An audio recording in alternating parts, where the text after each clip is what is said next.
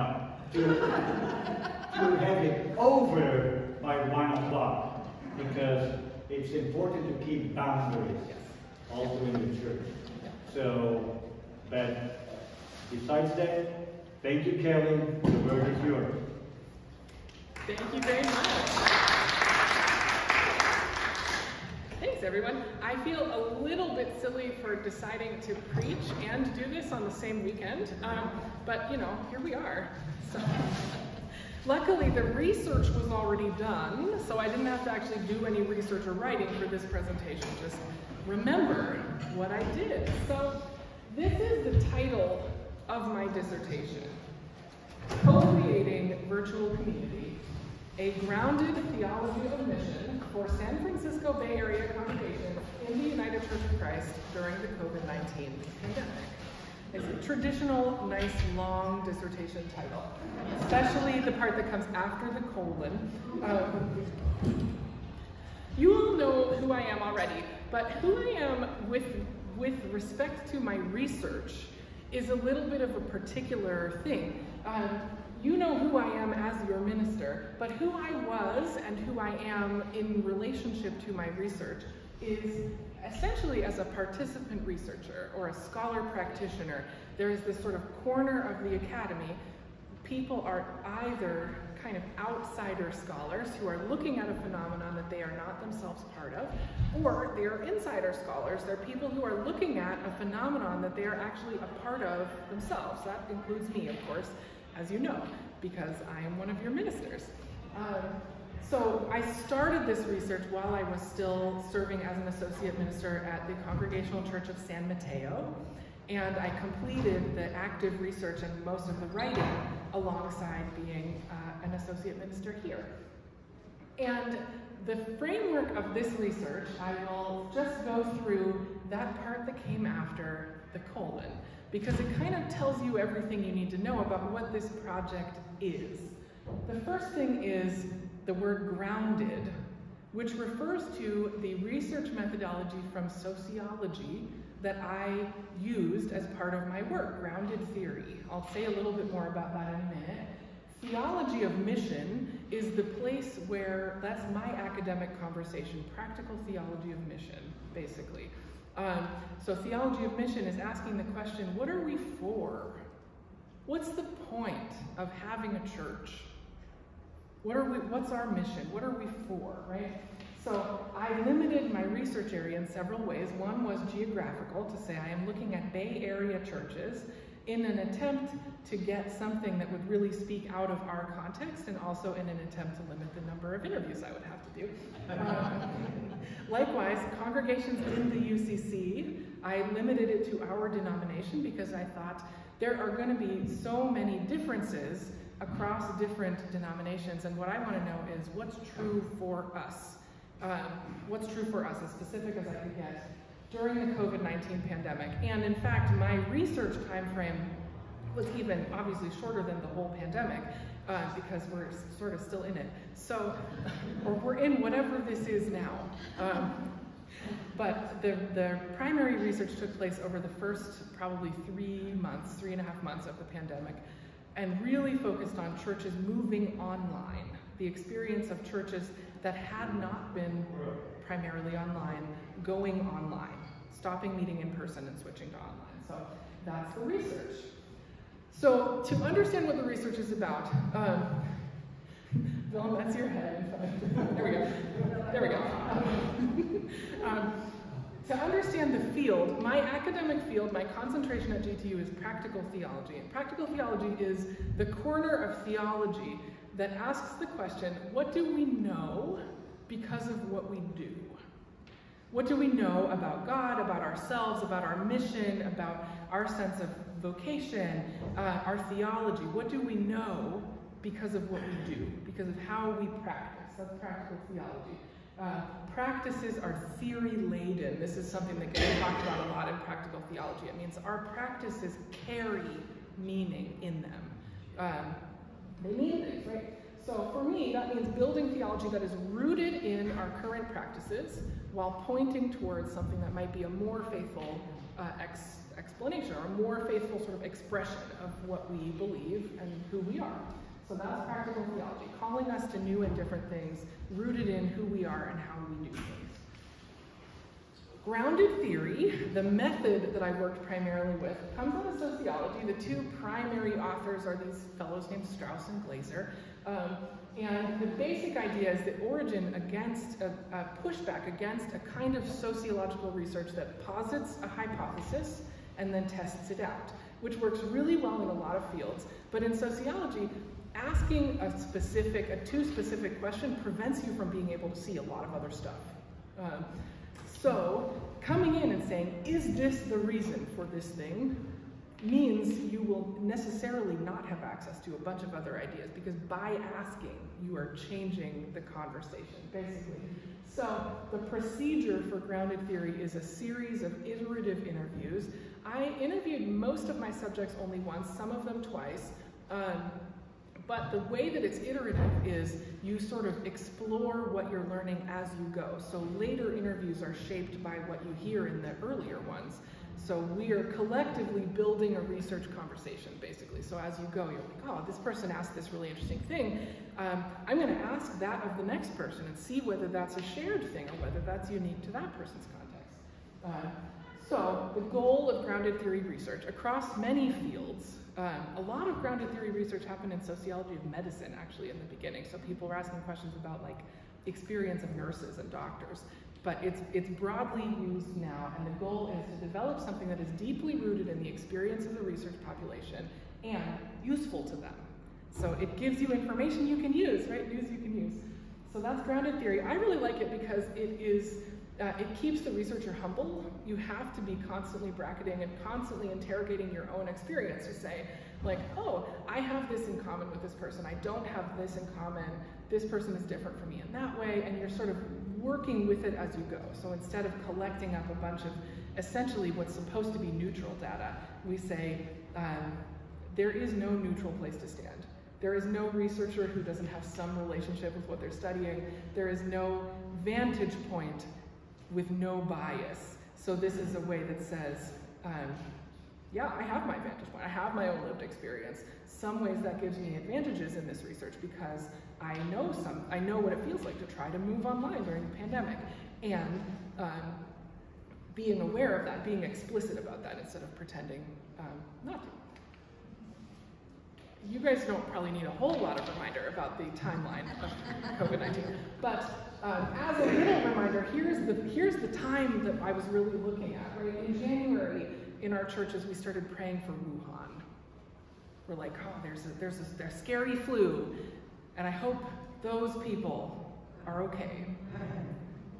And then, January, February, March, we're praying for ourselves, right? March, we start seriously thinking about reducing touch practices. It felt really intense, and it was so short, that period of time. Churches were like, maybe we should not pass the offering plates. Maybe we should do communion differently. Maybe we should put hand sanitizer everywhere. And we had 2 weeks of that. And then we stopped having in-person services for a while. So March 15th, 2020 was the first online-only service for most Bay Area churches. There were a handful that had in-person church that first week. The 16th was the start of the shelter-in-place order. So over the interviews that I conducted, here were some primary themes that came out. There were a lot of people were very interested in sharing about their personal experiences of burnout, exhaustion, confusion, looking for points of reference. Nothing like this has ever happened to me before. How do I know what to do? How does this speak to anything that I've been prepared for in the past? Decision making got really hard. Who knows enough to make smart decisions about what to do and how in this time? Lots of reflection about specific technological questions, which I think was very representative of what it felt like in that time. How do we do this? How do we get something that feels like church into people's homes? How do we get something that's recognizable, right? People talked a lot about the location of worship. Are we live streaming from church? Are we live streaming from our homes? Are we doing pre-recorded video versus live video? These things were all meaningful to people. They weren't just like, this is what works. They were like, I do it from church because it's important for people to have that touch point. I do it from home because it means I'm in solidarity with my congregation. And if they can't be in the church, none of us will be. Like, two different decisions made out of kind of the same motivator, right? So, and lots of conversation about continuity and novelty. This was a really prominent theme that came up in a lot of interviews. How do we make something online that feels like there's enough continuity that people recognize it as church? This feels like home. This feels like, you know, I feel settled by this, that kind of thing, while at the same time taking advantage of some unique opportunities online. Showing some things that are more playful, or making videos in new locations, recording from places. How do we balance that desire for, you know, sort of take advantage of the space where we find ourselves with the desire to provide continuity, something that feels like church, right? And the third major theme was equity and justice. Lots and lots. I think none of us will be too surprised that UCC ministers were very concerned about this. Who has access to these services? Who has the right kind of technology and the right kind of internet? Empowerment and disempowerment was a big theme. How do we make sure that people in the congregation feel like they can serve, like they can lead? Like, well, people usually, you know, we made sandwiches, or we handed out this kind of thing, or people were leaders in these ways, and now we can't, and people are feeling disempowered. How do we find room for that, right? Obviously, questions of safety and risk came up for everybody. How do we figure out how to meet people's needs in a way that feels safe enough without getting so caught up in the idea that things could be perfectly safe, which is not a promise that we were ever able to make, as it turns out. Before the pandemic, we were not able to promise church will be perfectly safe and you will definitely not get sick here. But somehow in the pandemic, we got the idea that we could make something perfectly safe. So figuring out how to sort of right-size our expectations of safety. Politics and ideology were only an issue in some of our churches, and not a lot of them, but a handful of churches where there was real political mix. You know, we all watched that play out on the news, how politics got intertwined with safety and public health. And the fourth and probably most interesting, most important, this is the thing I really leaned into, was the theme of community and connection. How can we make space for people to feel truly connected through this online experience? How can we meet that need for people to feel seen and recognized? For people's presence to be known. That was really important. A lot of my interview subjects talked about this. We're on Zoom because that way people can chat, or we can get people to lead from there. Well, it's really important that we encourage people to get into the comments. We're getting people to share videos in a lot of ways. We're trying to, a whole bunch of churches started a phone tree. How do we, and then it's really hard to figure out how to shut down the phone tree afterwards. There were so many things that we started in those first few months that, like, starting, as it turns out, was the easy part. And stopping was the hard part. But community and connection was so profoundly important in these churches. So, to build a grounded theology of mission out of this interview data, out of these conversations, what do we learn about who God is or what God was doing in our churches? These are the questions I'm asking myself in this research. What do we learn about our own identity and mission? And what should we do or change or emphasize or de-emphasize? How should our practices be shaped by what we learned in these conversations, right? This is an activist discipline. So we do work, and then hopefully it has an impact. What do we do? So I came up with a theological paragraph, basically. And in my dissertation, I presented the paragraph whole, and then I broke it down sentence by sentence in these little sections. And I'm just going to share the sentences with you, the thing I came up with. So the sentences are at the top, and then there's like a little bit of explanation stuff at the bottom. So here's what I wrote. The first sentence is, during the COVID-19 pandemic, United Church of Christ congregations have been called to clarify our identity and mission as progressive Christians in the San Francisco Bay Area. This came out of the research. Like, people felt we have to know who we are. We have to say who we are right now, because churches are getting more political than ever. We have to find a way to say who we are and not just who we aren't. And this is me. God speaks through the specifics. God tells us who we are based in the specifics of what we do and how we experience things. The second sentence, we hold ourselves to a high standard, seeking to be leaders in generosity, sacrifice, safety, and respect for science. This is part of who we are. This is us defining ourselves. It's partly us defining ourselves against the backdrop of other churches during the COVID-19 pandemic, who were saying, you can't tell us what to do. We're going to meet. We're going to be in person. This meant, by and large, Bay Area UCC congregations were not saying we should meet in person. Someone should let us meet in person. Bay Area UCC churches were wanting to say, we want to go the extra mile. We want to sacrifice more than is necessary. We want to be leaders in keeping our community safe. I heard from probably 5 or 6 interviews this notion schools should go back before churches. Kids should be in school before churches are back in person, because we can do it this way, and kids need to be in school. I thought that was really indicative of our sense of identity. We want to be sacrificial leaders. We want to do more than what's required, right? We see ourselves as embodying a countercultural way of decision-making, collaboration, cooperation, and iteration, which we hope will serve as a model for our wider society.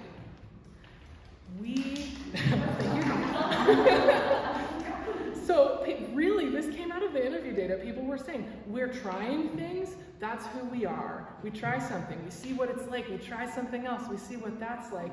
We collaborate amongst ourselves and with other churches, we try to share things. And we hope that this is some of our salt and light. This is some of what we are offering. This is yeast, right? Like, we're putting it out in the wider society in hopes that other people will learn from it, that they'll see what we're doing, right? It doesn't always happen that way. But, you know, the hope is there. I had to giggle at the pastors both frustrated and grateful that people wanted to weigh in so much. Yes. I think that's in our nature. Like, I tell people this all the time. You don't understand UCC Church. 10 people in a room, 13 different opinions. All 13 will be spoken. And I mostly love that. I truly mostly love it. Okay, the next sentence, this is a twofer. We approach technology with cautious optimism. Because we expect to hear God still speaking, we are open to new things.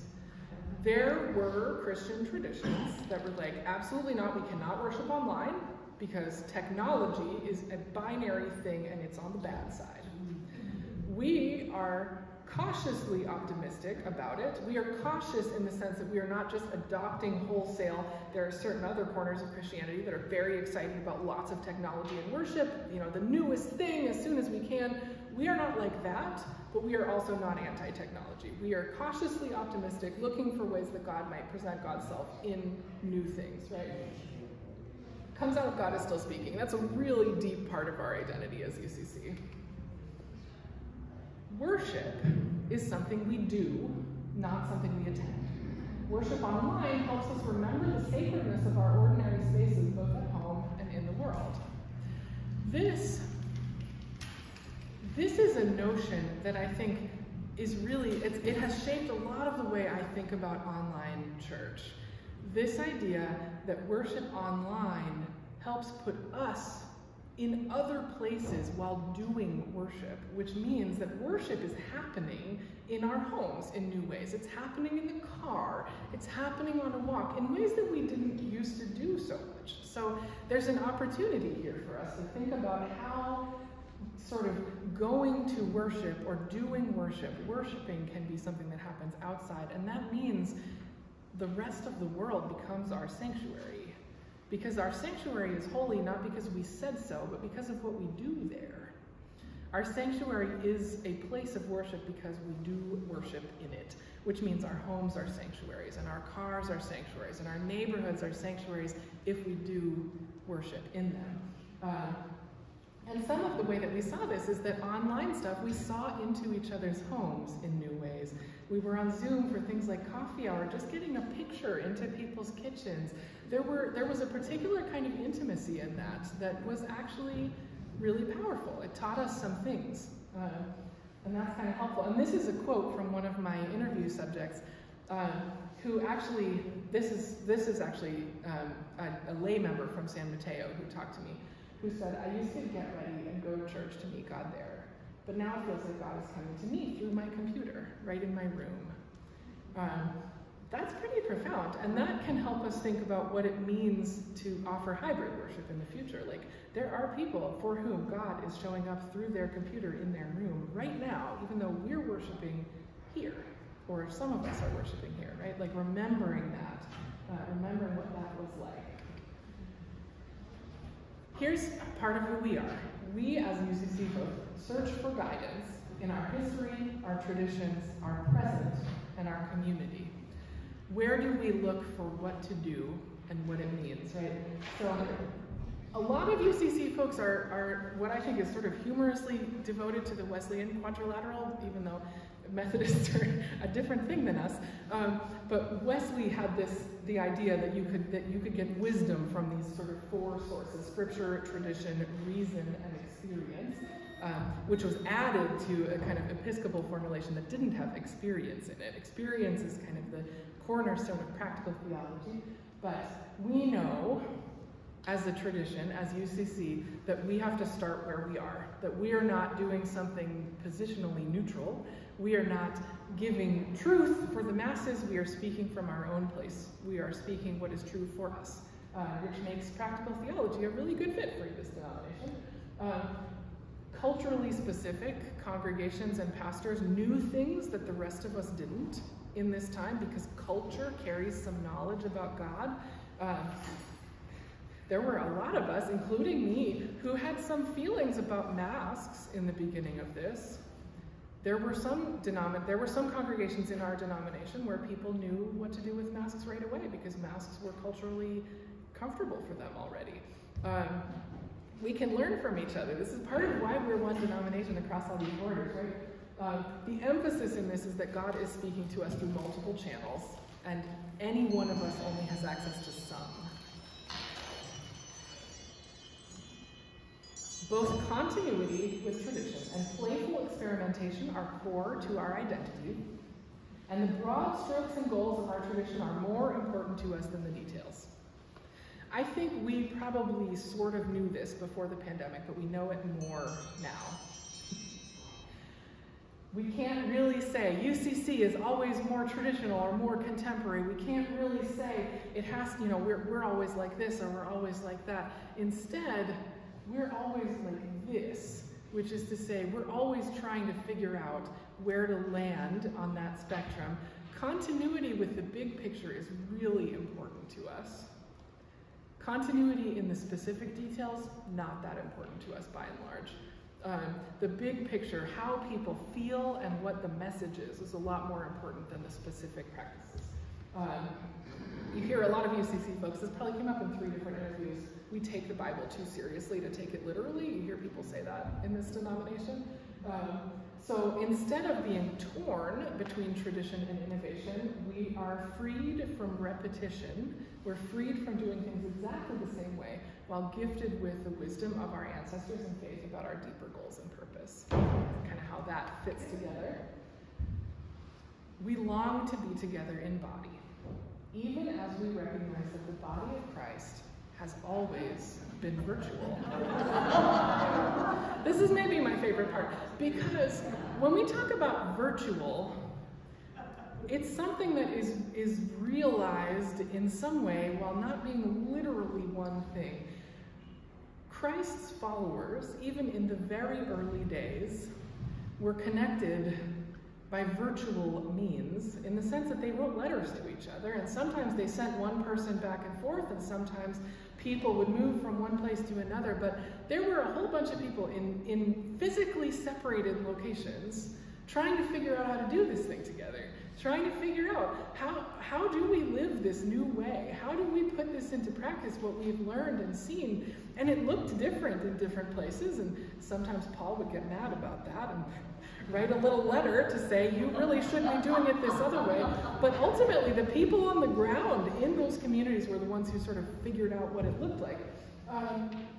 So at the same time that being physically separated was painful for us, it was isolating and hard and sad. It remains so for some of us. It remains so for all of us because it remains so for some of us. We are not able to come back together in the way that we were together before. That remains painful, and it was painful during the time of my research. And some of our resistance to the notion of digital or online worship has to do with some associations we have about what that looks like in evangelical settings. It has to do with the resistance to manipulating people's emotions, which I very much support that resistance. But some of it is just like, this is what we've seen, so we're a little resistant to things that feel like that. Even virtual worship, even worship online, is actually embodied, because we actually don't have the capacity to take anything in that doesn't come in through our physical senses. We are not plugged into the grid in some digital way yet. Everything that comes to us, even if it comes from a screen, comes through our eyes and our ears.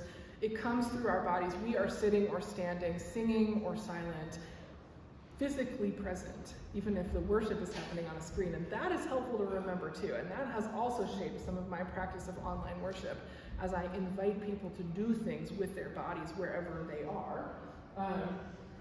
And there is a researcher that I read some stuff of, a guy named Robert Glenn Howard, who wrote a book on online churches, who had this insight that the word virtual, the root of it comes from the word virtue.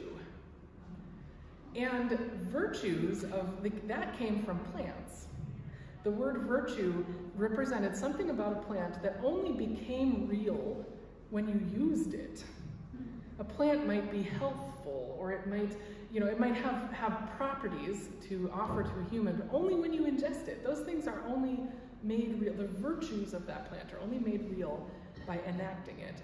And I think that maybe our communities were always virtual in that sense too. They're only real because we make them real. They're only significant, they're only connecting because we believe them to be so and we make them so. We enact them. We believe them into being, right? So it was virtual before, it remains virtual. Even our in-person services are virtual in that sense because we are making it up as we go. We are building it as we are flying it. We're inventing it, we're doing it, and it's working. The virtues are being made manifest. People are being connected and healed and loved and reconciled. Like, these things are real, and they're real because we are enacting them. So, and we're not doing it on our own. This is a theology dissertation. You get some faith claims in it. Online or in person, God's presence facilitates our presence with each other. That is as true in the room as it is online. This is my claim. We are not making this up as we go. God's presence infuses the world, inhabiting the space between us and making relationships possible. We can be with each other because God is there with us, facilitating that. Everything in life is mediated. We never hear, like, what I say, what I intend is not exactly what another person hears. Everything that we do in this life, as Paul said, is through a glass dimly, right? As if we're looking through a mirror or something frosted. And every successful communication, every time that we're actually connected to another person comes because God is helping us, because God is facilitating that for us. God is in the media in between us, whether that medium is air or whether it's online. I think God is in it and God is facilitating that communication. Community is at the core of our identity. We evaluate community by our sense of presence with each other, recognizing and being recognized, sharing material and spiritual goods, and being empowered to shape its character. There's a lot in that. This is my discernment of what I heard in my interviews. So community is something that we know when we feel it. We know that we feel close to other people. That tells us it's a real community. We know that we are actually sharing things with each other, both physical things and our spiritual treasures that we have in church, and being empowered to shape its character. That's a really important piece of identity for us, that as soon as we come in the door, anyone who's been to a Discover First Church class in the last, I don't know how long, has heard, you come and now you're partly in charge. Like, you come and this is yours. Not every key to the building, but the spiritual keys to the kingdom. Like, we are building this together. You are part of it. You are empowered to help shape what this is and what it is becoming. Can we be ourselves in an online environment? I think we can, just as much as we can be ourselves in an in-person environment, which is to say, partly. We get partly there, and that's okay. We are called to enact this radically different way of thinking about community. We are practicing it. We are not professionals at it. We are not going to get all the way there, and it's worth trying, right? Ultimately, our church communities and our wider church community exist because we use our imagination to co-create them. So this comes, I was working with a political theorist called Benedict Anderson, who wrote a wonderful book called Imagined Communities. It's about the notion of nations and how the idea of a nation as a group of people, it only exists because people imagine it into being. It only exists because people say, yes, American is the thing that I am and also you are. In a setting where it's too big for people to all know each other in person, when we outgrew our villages in a way and began to imagine ourselves to identify as something bigger, to belong to something bigger, we are doing that by our imagination, which doesn't mean it's not real. It just means we're the ones making it. In a church is like that. Even a relatively small church, members do not all know each other that well. Members of this church certainly do not all know each other. And yet, we believe ourselves to be connected. We imagine our way into believing that we are part of one real thing, which is this church together. And so in that way, we can distinguish communities. When we talk about, is this a real community? Anderson's work, I think, means instead of asking a question about genuineness or falseness, we just ask questions about style. What style of community is this? What type of community? How do we know ourselves to be part of it?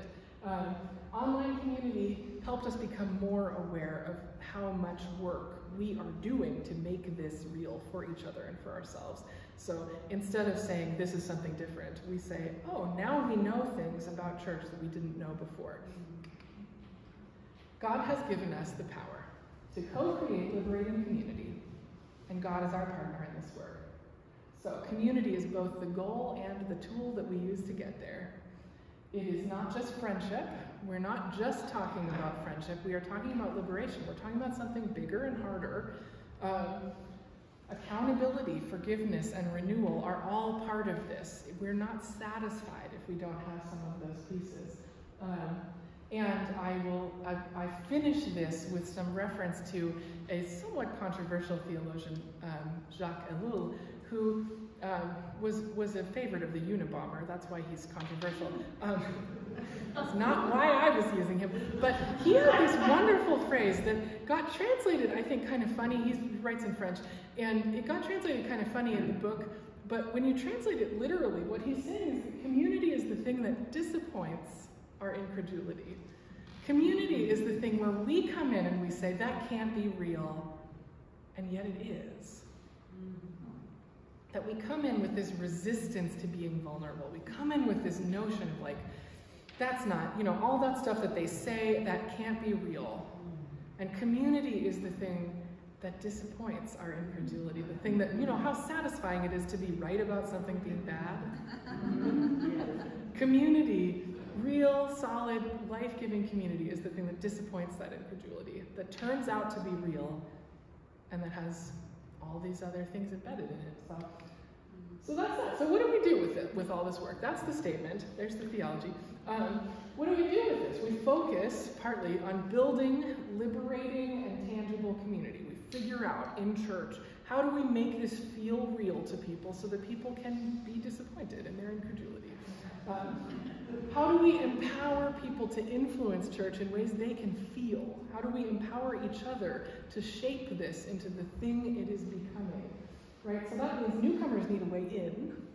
Online, that was extra hard. But in person, it's not trivial. It's easy to find the first door. It's not easy to find the second one. You know, it's easy to find your way in for a visit. It's easy to come and visit for a while. It's not easy to figure out how to become empowered, to become part of it. So figuring that out partly involves facilitating significant sharing between people so that people know each other more. And we strive for continuity of goals and playfulness in specifics. We try to keep a loose hold on the specifics so that God can show us new things to do, and we remind ourselves regularly of our big picture goals. So those are my recommendations for what we do. Sometimes people want to know, are you doing more academic work? The answer is yes, of course. I'm not writing another dissertation, but I am continuing to do work. I am in the process right now of gathering up a new set of interviews having to do with what hybrid church looks like. So hopefully there will be another round of work that comes out of that having to do with hybridity and what that means to us. And then here are a bunch of other questions that people could get into that would be helpful along the same lines. Questions like, do specific groups in our church know specific things about this? My interviews were all with ministers because it was an easy place to draw a line. And people said yes to talking to me, and that also helped. But I think there would be lots of ways to add nuance to this work, and figuring out what practices actually foster a sense of community in other settings.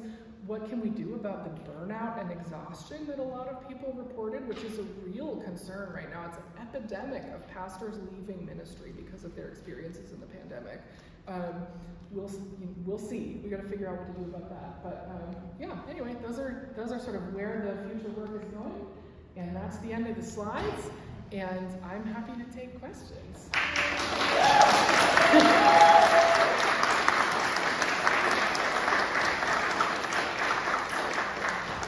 Craig, I see your hand. So back to your methodology. Yep. So when you were showing this stuff on the slide, was that your summation of what people have told you, and nothing went on the slide that wasn't coming from a subject, or did you put some of your thought? Great question. So the question was, are you talking about the slide that had the themes on it, or all the rest of them? No. The rest of them definitely had my own stuff on them. The slide with the themes on it, those themes I think were pretty faithful to what came out of interviews. However, I would add a caveat to that response, which is I am standing where I am standing. So everything that came in through these interviews came in through me talking to people, which means it was filtered through my experience, for better or for worse. Sometimes for better, right? Because people would say things and I would know what they meant. And sometimes probably for worse in ways that I am not even aware of. I did have some academic dialogue partners who helped me with my coding on my interviews. So if you want to get really into the weeds on method, I transcribed all of my interviews. Wow. Which was a lot of material. Hundreds of pages of material, as it turns out. I fortunately used an online transcription tool that helped get me partway there, but then I had to go through them all after that and fix them. So hundreds of pages of interview content, and I went through as I went and built some codes, which are where you say like, oh, I'm working this. They're talking about this general theme. They're talking about that. This is bringing up that. And then I had some academic dialogue partners at GTU who helped me recode some of my material to help look for bias. So that's pretty standard practice to go through with both one of my faculty mentors and 2 classmates helped me recode so that I could get a sense of where my shortcomings were in terms of thematic analysis. Jennifer, and then Robin, and then Tim. On one of your bullet points it said not just friendship but liberation, and I was wondering, what does liberation mean in that sentence? Yeah, the question is, when I said the community is not just about friendship but liberation, what does liberation mean in that sense? Great question. I think we're still trying to figure it out. I think partly it means recognizing the ways that some of us have power and others don't in certain settings, and figuring out how to be active about dismantling that. So not just we're pals even though I'm rich and you're poor, even though I'm gay and you're straight, even though, not just we're friends in this setting, but we're recognizing the ways that we're embedded in these systems, and we're in community partly to help each other get free from things that are preventing us from living our full lives. Easier said than done, and not that easily said. So I think we're still figuring it out. It's a good question. Robin? I remember when the very first bit of the pandemic started, discussion here about, do we have people not shake hands? Mm-hmm. I mean, it was what a concept, little knowing what was going on. And this subject is really interesting to me, as our church is one organization, but this affected every organization. Yes. So it's really interesting to see what happened here. And I just want to thank, I know we're all leaders, I get that, but I do want to thank those of you in leadership who stepped up with vulnerability and, getting tech to work, and just watching that over the weeks. So, thank you.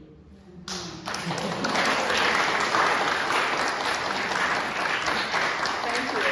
Yeah, I know those early days, there were a lot of things that felt like really important decisions that then turned out to not be important at all because we stopped doing them again a week later. I saw Tim's hand next, and then Nancy will be after that. How would you compare virtual and faith? Like the concepts? Yeah. Yeah, good question. I think there's probably some real overlap in there. That isn't a question that came up a lot in what I ended up writing, but it could have. I think for me, there is a part of faith that is important for me to say, I will not know. This is the faith things for me are partly like that sort of tension between I know this and this is unknowable. I know it and there's not going to be a point of someone will demonstrate it one way or the other. And I think about virtual as being more about what we're doing. So what we're making happen, what we're enacting. But that is totally my distinction, and it might not be the way it lands for someone else. It's a really interesting question. Nancy, I saw your hand next. Yeah, well, I brought up 2 questions, but I'll stay with one that I started with. I'm curious as to how all these churches got information about technology. There must have been 20 different ways. Somebody had someone in their congregation, Yep. somebody had somebody they hired, but was there any theme? It's not written in your work. Was there any theme about the access to technology? Actually, funny story. I think at least 1/3 of my congregations attended the same webinar that Bruce Reyes-Chow offered right at the beginning. So Bruce Reyes-Chow is this a leader in the Presbyterian Church, their former national leader who lives in the Bay Area, is youngish, older than me, but not that much. And he offered this webinar that I think 1/3 of my interview subjects had attended that exact webinar, and they were all doing Zoom church the same way because Bruce told them how. I think you could divide the churches into a handful of churches like First Church that had been live streaming before, which was both helpful and challenging because it meant that those churches like this one already had a mechanism which worked and didn't, to switch to fully online. If we had been inventing it from scratch, we might have done it differently. But because we were already live streaming, we kept live streaming instead of doing something more like a Zoom meeting where people were all in a room together. So there were a couple churches, maybe 3 or 4 churches that were already live streaming. All the rest of them had to figure it out in a week. Like, In a week, yeah, in a week. Like, they did not know this was coming, and all of a sudden it was coming. It was coming right now. And so like a bunch of them went to this webinar, and other ones, it mostly seemed like somebody in the congregation had used some platform in their work setting. That was mostly how it came about, was it sounded like somebody in the congregation was like, oh, I'm on Zoom at work, so let's do that, or I know how to do Facebook Live, so let's do that. And that's kind of how it went. And then most churches stuck with whatever they started with, because Sundays are relentless, and you only have like 6 days. They keep coming. So you only have you do one thing on a Sunday, and you have less than a week until you have to do it again. So there's just not like, even in settings where it wasn't working that well, mostly people were like, well, we're just keeping doing it because it's working sort of okay. One sec, Charles, Alita. Go ahead. So, as we really come to develop a hybrid protocol,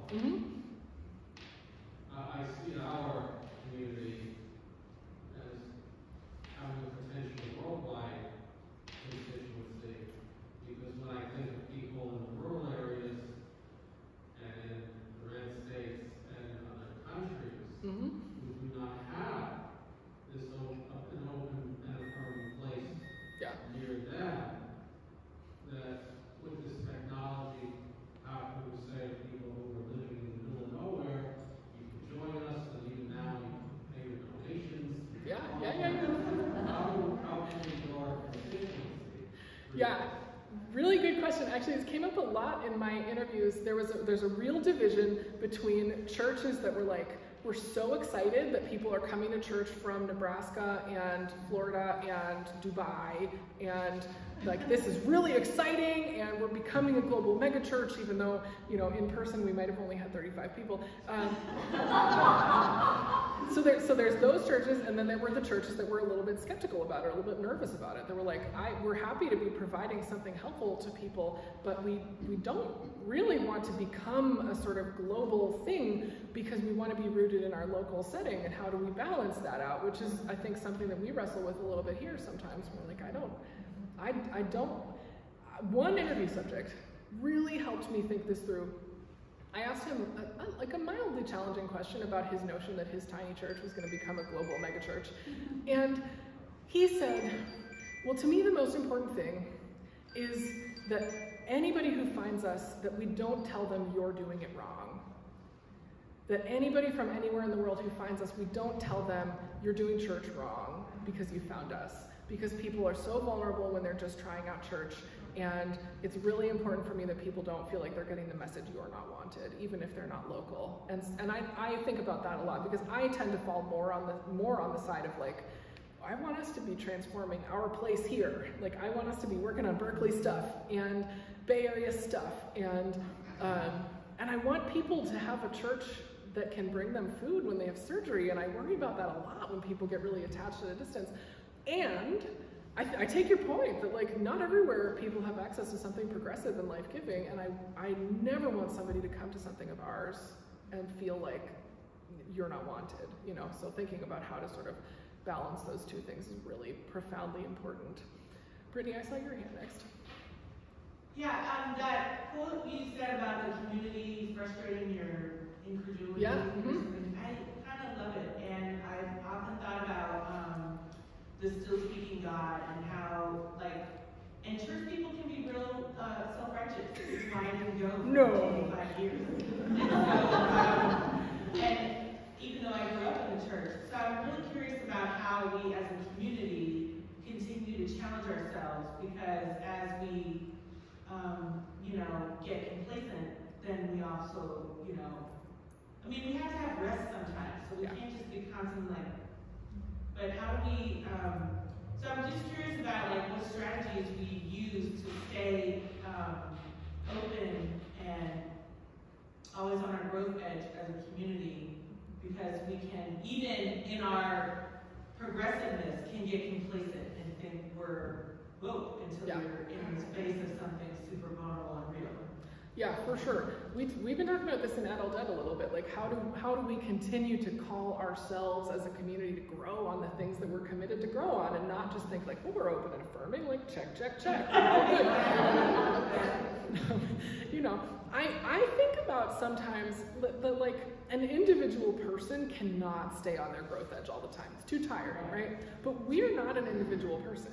We are a multi-celled organism here. We have multiple people, and I hope that we have enough people that some of us can be on that edge all the time, and we can trade out. So we can, you know, I'm imagining like a V of geese flying across the sky, where like the front one gets tired and they just switch. They just trade out. That the tired goose gets to go in a different spot and get some of the slipstream a little bit, and some other goose goes in the front for a while.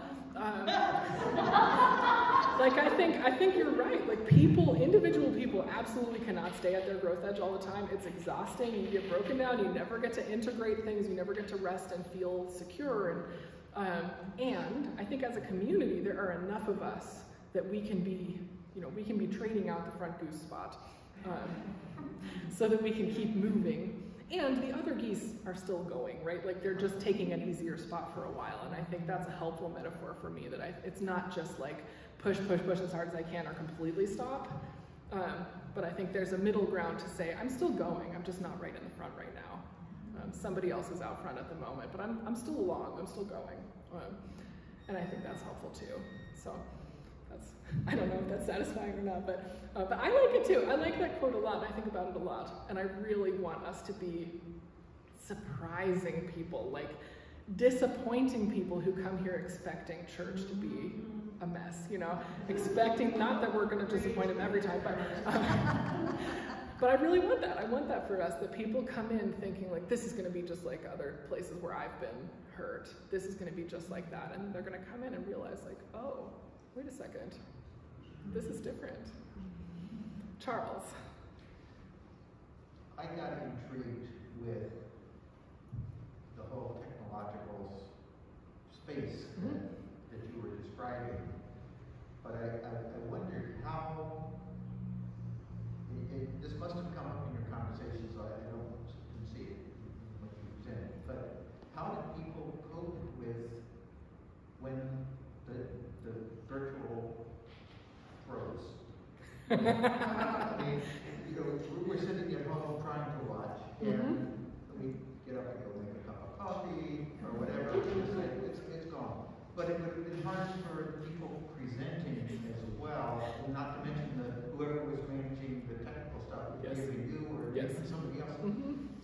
But that tension, in a theological sense, when God is coming to you through your screen, and then it just disappears. Or your family's home or whatever, and you're stuck there. That must have had some repercussions that are worth thinking about in the context of your for sure. Let me tell you, however excruciating you thought it might have been for leaders, it was more. Like, you're speaking, sometimes you're preaching into the camera, and all of a sudden, one of the tech guys shows up, like his little face would show up on screen and interrupt you and be like, we lost the feed.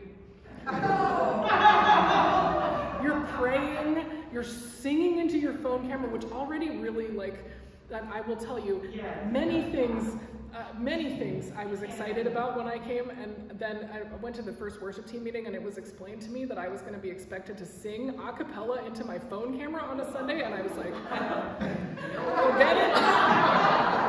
I'm gonna go work somewhere else. It's a whole thing. That is not my jam. So yes, it was absolutely excruciating, and felt like you're in the flow as a leader, as a pastor in a setting like that. I'm like, yes, I am imagining this connection into being. Like, I can't see any of these other people, so I am doing a huge project of imagination as a leader, to believe that you are all out there with my picture on your gigantic, horrible flat screen TVs where my head is like 3 feet tall. I'm doing this work of imagination, right? I'm like enacting this community through a Herculean effort. And then the tech guy shows up and is like, well, lost the feed. Yes, it was extremely difficult. Other churches did also have this experience. And different churches managed it differently. I would say, by and large, folks in this congregation were incredibly gracious about tech problems. That was not universally true of some of my interview subjects. So you can all give yourselves a little pat on the back about that. Because there were definitely people who cried in their interviews talking about the criticism that they'd received from their congregation members when tech hadn't worked.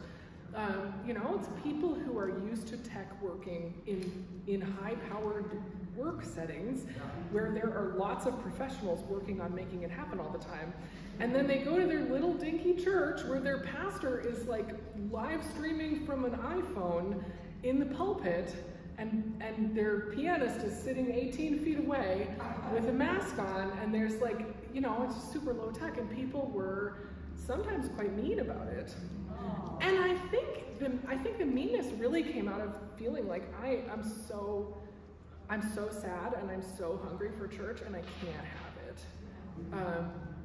We're not all great at figuring out how to place those feelings in a way that doesn't. Theologically, how does that? Yeah.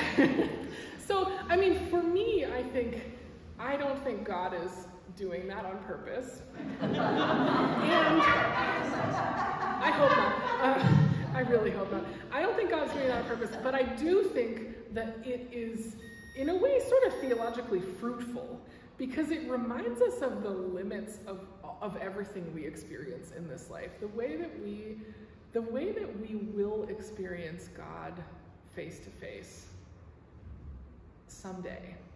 And we haven't yet, and we are not going to while we are here. And to me, there's a moment in that after I finish being kind of mad at the tech guy, which is totally not his fault, for like telling me that the stream is done. After I finish being a little bit mad about that, there's a reflection for me that says, yes, all of this is partial. Yeah. All of this gets us only partway there, and the reminders are really stark right now, but they were there all along. You know, somebody's making the wrong kind of noise near you in church, or you're wearing something itchy and you can't focus because something is not sitting right, or, you know, the music just doesn't go the way that you thought it was going to, or you're in church and you're like, I'm really hungry, I should have had breakfast before this. Like, there are all in-person, online things that break our sense of flow and connection. And to me, it's just all reminders that, like, it's all only part way. Alice. Oh, I was going to ask you how grounded theory returned to grounded theology, but you did it. You made it happen. And now I want to know if that wonderful theological message that you came up with is being shared with those people you interviewed, is it being shared on an online publication? Are you getting out the word? Because these people need to know this. Yes. So thank you for that question, and thank you for the affirmation about method too. I received that as a real compliment. Yes, and not as much as probably I should. So I would say I have done presentations in 4 of the congregations, mostly online, presenting this material at the request of. I went back to most of my interview subjects and said, hey, a couple of them have left ministry actually. But I went back to them all and said, hey, I wrote this, you know, let me know if you, like, I feel like I owe it to you now, and if your church wants to hear something about this, I can tell them. And so I have had 4 congregations, this is my 5th now, where I got to share this directly with the congregations who were involved in the research. I have also presented it in a couple of other UCC settings outside of the Bay Area. So it's getting sort of a little bit broader spread. I anticipate at some point there is something that should be wider, like a wider distribution out of it, but I haven't quite figured out what the format of that is yet. And at my lovely dissertation defense with my committee, I asked them, is there a book in this material? And each of them said yes, and it was 3 different books. So figuring out like where to sort of put things and how to distribute it has not been I'll tell you, trivial. if you're going to get a book out of it, it has to be what you decide. Thank you. Yeah. Whoa, so many questions. Jennifer, I saw your hand before. Yeah, hi.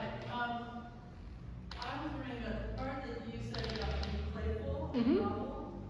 How much of that related to how playful and novel the congregation was, or the leaders were, the congregation before? Yeah. Or whether this actually kind of opened up doors to that, or what? Because I came to this congregation a year ago in the summer, Yeah. and I will never forget the mealyworm ice cream, or in the hammock, or you on the pathway, or at the beach, or jumping into a lake.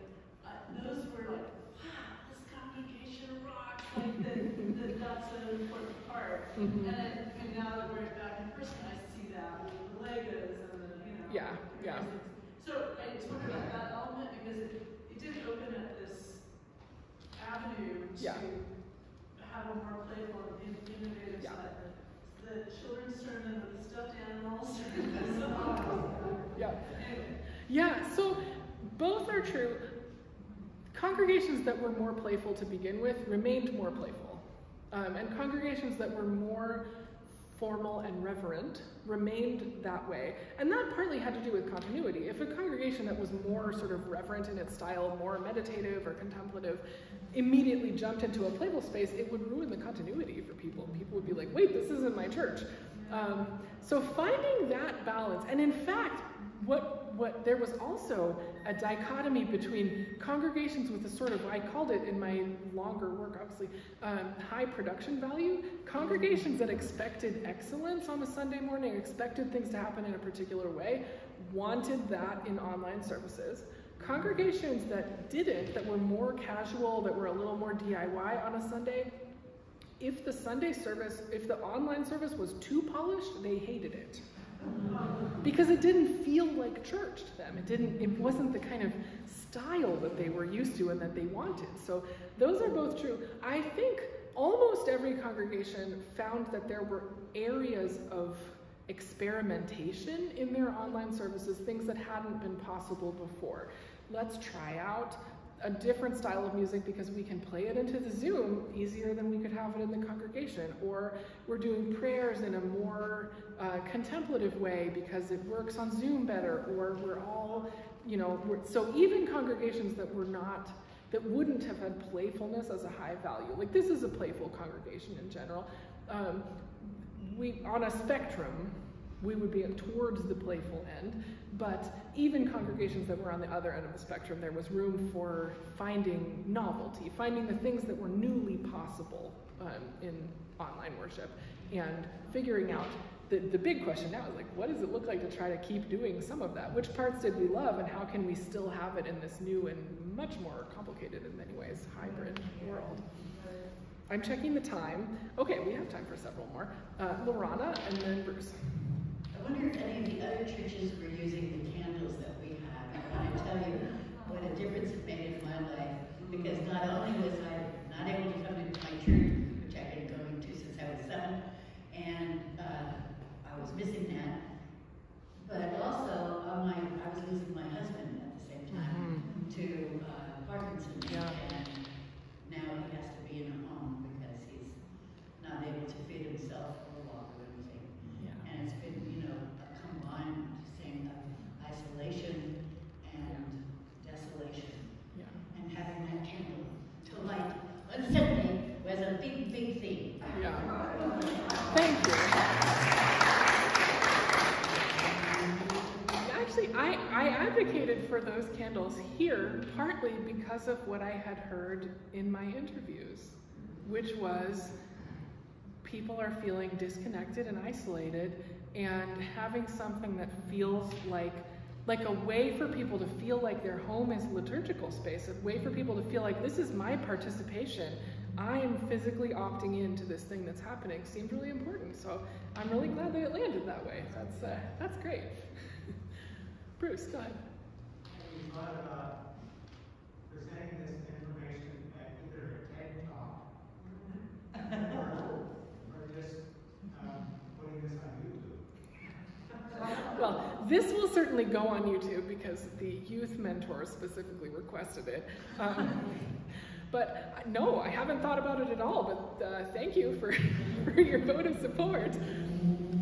I sometimes get in my head about how interested people in the wider world are going to be about things that happen in church. So, but this is, the same things were true of many other settings and many other churches.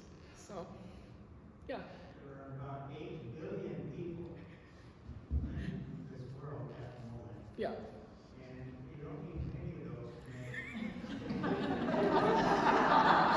those. Surely a handful of the 8 billion people in the world would be interested. Thank you.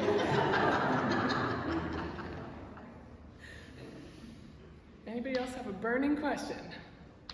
Philip. No, it's not burning. That's okay. So, I think we were privileged when the epidemic started because of live stream and so on, and all the equipment and things we already had. Then, as said, we did a wonderful job. You did a wonderful job. It was amazing. At the same time, right now, after all of that, I grapple with, on the one hand, feel like we have lost things. And, I mean, just in the sense of missing all the people I met before. Yeah. Mm-hmm. On the other hand, what Brittany was mentioning earlier about complacency, it also shook us up. Yeah. In which, because all of a sudden you cannot do anymore with all this data, you have to do a whole different thing. Yeah. And so my question is a little bit, because of what I grapple with, and Dan and I talk about it at times too, is where are we going as a church? Of course, many churches in this country do this all the time. They meet and they are online and so on. But at the same time, how are we going to be the church, and I think that's what your whole thing is about, the church that is different in a different time, and how do we do that? And I pull up my shoulders because I don't know. I mean, we do things, but I think that's for us as a whole congregation, the challenge that we create this community that we talk about, and at the same time we reach out to all those people that we don't see. And one of the things I'm confident with about it is that I read in the Christian Century that the giving has been the same or even up through most of the country. Yeah. So that shows that people are involved. Yeah. So, but how do we do that? So you don't have to give an answer, but I find it difficult to be church at the moment in that. Yeah, we are also finding it difficult to be church in this moment. Figuring out how to move forward after what I think, I've been doing a little bit of reading about trauma and loss recently, and I've been thinking about the concept of ambiguous loss, which is where, like, if somebody, that sounds like lots of people are familiar, but if just in case you're not, ambiguous loss is a loss that's not definite. So maybe somebody had a traumatic brain injury, and so the person is still with you, but the person you knew has changed. Or maybe somebody has, a progressive illness that involves dementia, or maybe somebody is kidnapped, and you don't know, like, are they still alive, are they dead? Ambiguous loss, I think, has some really helpful things to teach us in this season of the pandemic, because we have to figure out how to grieve what we don't have anymore. And we have been waiting because we don't yet know what is coming back and what isn't, who is coming back and who isn't, how things have changed permanently, or how things are only temporarily different. And there was such a long time where we were like, well, by next fall, things will be mostly back. By Christmas, they'll be back. By Easter, they'll be back to normal. Maybe by the next year. And here we are, 2.5 years into this thing, figuring out, and we're still in it. We're still asking these questions. Are we going to be wearing masks in church for many years to come, or are we not? Are we going to get a vaccine that works better somehow than the other ones and be able to resume some of our beloved practices that we've set aside right now, where we don't know, is this aside for good or is it aside just temporarily?